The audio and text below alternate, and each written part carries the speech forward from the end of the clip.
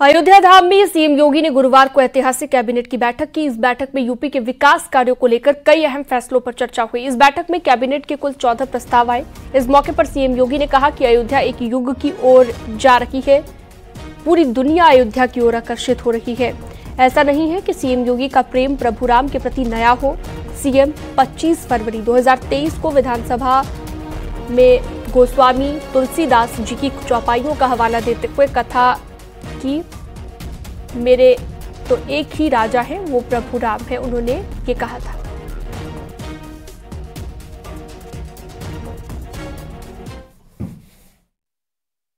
कि हम चाकर रघुवीर के पठ्यो लिखो दरबार, तुलसी अब का होई गे नर के मन सबदार।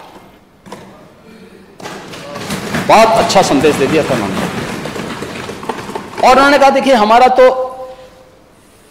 एक ही राजा है, वो राम है।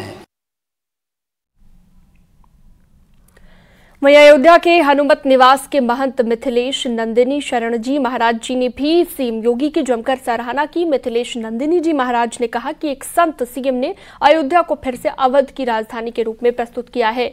सीएम योगी की तर्ज पर केंद्र सरकार से भी अयोध्या में कैबिनेट की बैठक करने की अपील की गई।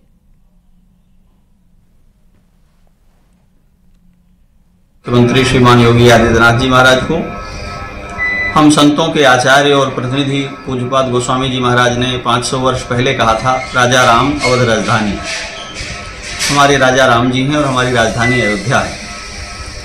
और सदियों की प्रतीक्षा के बाद एक संत, एक सन्यासी ने उस स्थान को प्राप्त किया है कि उसने श्री राम की राजधानी को अपनी राजधानी का गौरव दिया। अपनी कैबिनेट ले आए यहाँ और अयोध्या के उत्थान पर उन्होंने बैठक की और उसके विषय में योजनाएं पास की। बहुत धन्यवाद और अभिनंदन का विषय है। अयोध्या वाल्मीकि रामायण के अनुसार ही अपने समय से विश्व में प्रसिद्ध थी, लेकिन समय के साथ चीज़ों का स्वरूप बदलता है, प्रभावित होता है। माननीय योगी जी के संकल्प के बल से अयोध्या फिर से वैश्विक स्तर पर अपना सम्मान प्राप्त कर रही है। इसके तीर्थों का पुनरुद्धार हो रहा है। सरयू जी में जल के प्रवाह को संरक्षित करने को लेकर, प्राचीन मठ मंदिरों के संरक्षण को लेकर और विश्व भर से तीर्थयात्रियों के यहाँ आने, उनके आध्यात्मिक, दार्शनिक और यात्रा परक जो प्रसंग हैं, उन सब का विकास हो रहा है। ये बहुत सराहनीय है और प्रशंसनीय है।